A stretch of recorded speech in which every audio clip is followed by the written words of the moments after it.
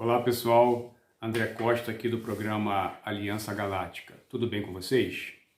Bom, prosseguindo, na série de vídeos, essa é a terceira parte sobre o tema As Almas de Nebadon. Nesse vídeo a gente começa comentando a respeito da nuvem de Andronover, nuvem que vocês já ouviram, o comentário a respeito da série Os Simuladores Planetários. Mas o que eu gostaria de comentar a respeito dessa nuvem, assim como de outras nebulosas, de galáxias, de formação de supernovas, seja o que for com relação a determinados corpos celestes e as suas influências, detalhamentos de eventos que envolvam esses corpos ou essas formações cósmicas, vocês percebam como é que a nossa percepção ela é muito diminuta. Vejam bem, voltando a comentar sobre Andronover. Andronover foi uma espécie de nuvem ou nebulosa em que tudo ali dentro já existia uma espécie de consciência, podemos chamar assim, já destinada a desenvolver milhões de anos na frente logos e depois de logos planetas morontiais para já começar a criar uma infraestrutura para que ainda bilhões de anos na frente viesse a ser codificado a estrutura MCM no universo em si, na própria criação de Avona. Então vocês percebam como a criação, e, digamos assim, as configurações, elas são colocadas dentro de uma linha temporal para a gente não tem nem palavras, na verdade, para tentar explicar o quão na frente, ou o que está por trás de todos os eventos cósmicos. Então a gente, dentro do que nós estamos atualmente recebendo de informações a respeito do que está aqui do nosso lado, o nosso Sol, com relação a flash solar, a emissão de massa coronal e outras coisas, emissões de radiofrequências vindos do bojo galáctico aqui, da nossa galáxia, e a gente simplesmente interpreta aquilo como alguma emissão ou interpreta no máximo as consequências daquele evento dentro da nossa pequeníssima interpretação ou percepção dos fatos. Vocês imaginem, de repente, em função de um flash solar, fora as consequências que isso tem ou teria para toda a vida no planeta e também nos outros planetas aqui do próprio sistema, a gente só consegue enxergar nosso próprio umbigo, mas às vezes a gente não faz a mínima ideia do que isso é consequência de algo feito há éons atrás ou no que vai desencadear éons na frente. Então isso, quando a gente começa a pelo menos meditar em cima disso, a gente realmente se sente tão pequeno, se sente às vezes até quase que desamparado, com relação ao que é feito, aos desígnios da criação, no qual a gente não consegue enxergar nenhuma partícula de tudo isso. Então, eu resolvi começar esse vídeo comentando isso com vocês, porque eu não sei nem se eu consigo colocar em palavras o sentimento que eu tenho com relação a todas essas informações, em relação ao meu próprio momento encarnacional aqui no planeta. A gente realmente tem uma ideia muito vaga de tudo que ocorre ao nosso redor. O que parece também ficar muito claro é que tamanho projeto, esse que foi Avona, independente de toda a estrutura administrativa formada por consciências, inclusive que já traziam uma certa bagagem anterior mesmo à Avona. Isso foi um projeto tão grande que, em algum momento, né, esse projeto começou a apresentar desvios, né? Eu acho que a palavra melhor é essa, desvios, em função do comportamento e do comprometimento do comportamento de outras consciências, digamos assim, de graduação menor, né, do que aqueles que iniciaram o projeto, devido a realmente a interferência dessas consciências perante aquilo que elas acreditavam ser prerrogativa delas em fazer. Então isso tudo acabou, como o áudio que vocês vão assistir mais à frente, virando uma bola de neve, na qual se perdeu o controle disso. Então a gente também entra num determinado assunto muito interessante com relação aos agentes, que o livro dá o nome de agentes temporais, porque não deixam de ser, e nós aqui no planeta, muitos desses agentes, nós acabamos interpretando eles como mestres, né, seres divinos, e algo dessa categoria de crença religiosa. Porém, eram agentes do próprio sistema da criação de Avona, encarregados de averiguar, emitir relatórios e, depois dos relatórios, tomar as medidas necessárias para que houvesse a fusão dessas realidades paralelas. Porque existe a realidade principal de Avona, existem aquelas realidades que foram deturpadas, que passaram a existir, né, por questão de deturpação, de hackeamento, como eu já expliquei em vídeos anteriores, do sistema original. Então, por uma questão talvez de leis, né, de leis físicas, vamos chamar assim, na falta de uma expressão melhor, de toda essa bola de neve de problemas, uma fusão desses bancos de dados, o banco de dados original com o banco de dados equivocado, né, ou deturpado. Isso é o que a gente entende aqui no planeta como fusão de realidades dentro de um futuro relativo. Porque há necessidade, porque o universo ele não funciona de forma harmônica com paradoxos.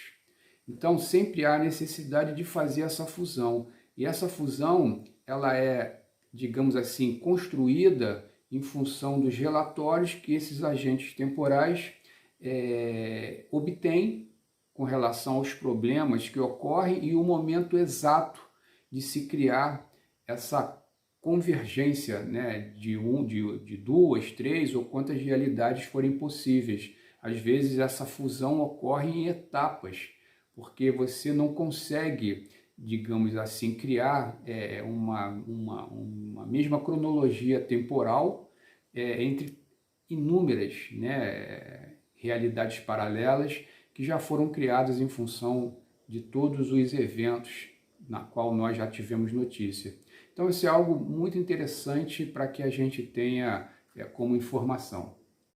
Aí surge a pergunta de todos nós. Perante todos esses ajustes, todos os problemas, né, que vieram originar nessa tomada de decisão pelos agentes temporais, em que digo, essas tomadas de decisão, essas resoluções, elas acontecem dentro de uma escala temporal absurda para os nossos padrões aqui de entendimento. Mas a pergunta que eu vou deixar inclusive para vocês, né? Aonde ficam as almas em todo esse imbróglio, né? Como é que ficam os fractais inseridos nas múltiplas dimensões e suas realidades paralelas? Até porque essas almas, dependendo do seu estado cognitivo, da percepção que elas têm em função das experiências que elas vivem em determinados planetas, em determinadas dimensões dentro desses planetas, são algo muito distintos. E como resolver esse problema gigantesco, já que a falta dessa percepção é o que gera todos esses conflitos, né, a nível de dualidade, e essa percepção ela é algo extremamente complexa em você ajustar o que uma pessoa entende, ou um povo, ou uma civilização, né, de uma dimensão em relação a uma outra que tem uma visão mais de cima. Se nós já passamos por isso aqui no próprio planeta, vivendo todos juntos numa mesma dimensão, em que as pessoas têm percepções de uma realidade ou da mesma realidade, digamos assim, completamente diferentes, vocês imaginem então num contexto galáctico, né? Como é que estão resolvendo essas questões com relação às almas, né, que foram inseridas em todo esse jogo, né, digamos assim. Aí a coisa fica ainda pior de tentar uma explicação, o de como as coisas chegaram ao ponto que chegaram aqui no planeta Terra, já que é um planeta morontial, né? É um planeta que tem as condições de fazer o bypass, né, das almas em função de um caminho direto, sem interferências, almas que foram codificadas para serem mais harmônicas. Como explicar, né, essa história de somente conflitos aqui no planeta que estava simplesmente designado para uma experiência diferente, né? Como explicar a questão de Caligasto, né, de ter corrompido o próprio projeto Terra, já que Caligasto pertencia a algo que na concepção de nós aqui, religiosa, deveria ser um ser divino. E quando a gente olha as consequências disso tudo, a gente se pergunta, poxa, mas cadê a perfeição divina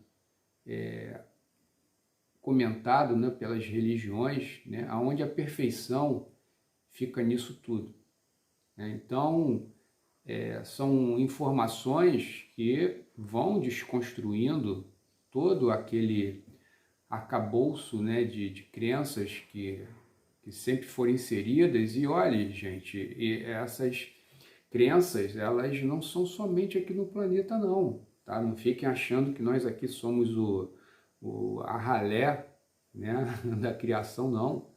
Existem planetas que talvez estejam até piores do que nós a nível de devoção, de submissão a esses deuses que muitos não passam de extraterrestres presunçosos, que só vêm à busca, né, pelo poder, né, em cima de seres inferiores a nível perceptível, né, que se encontram nos planetas ainda em desenvolvimento.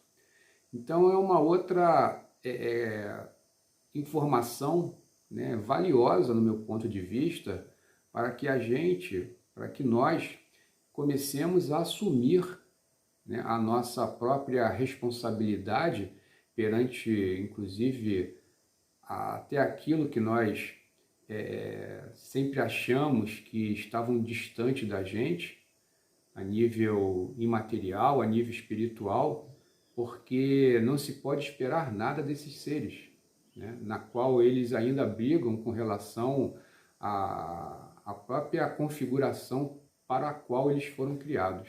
É muito complexo toda essa informação.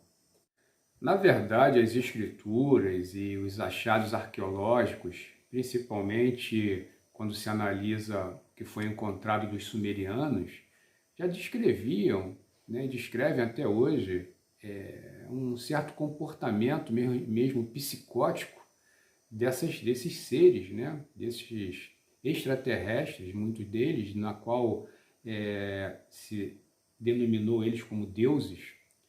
Então, essas informações, elas sempre estiveram presentes para quem se predispunha predisponha a estudá-las, né? Assim como vocês hoje, principalmente aqui do canal de membros, estão tendo o privilégio, né, de terem essas informações compartilhadas. Então, a gente prosseguir, né, em todo esse estudo e tentar ir desamarrando, entendendo todo esse imbróglio e encontrando cada um, seja um caminho pessoal, seja coletivo, caminharmos em frente para, de uma certa forma, criarmos uma saída para uma perspectiva melhor do que a atual. E daí em diante a gente caminhar de forma mais autônoma com relação a toda essa problemática criada. Bom, gente, a gente fica por aqui nesse vídeo, né, hoje, e assistam aí agora a continuação, né, dessa história toda que a gente colocou aqui para vocês na forma de vídeo, né, na forma de áudio e vídeo. Tá? Um grande abraço aí para todos.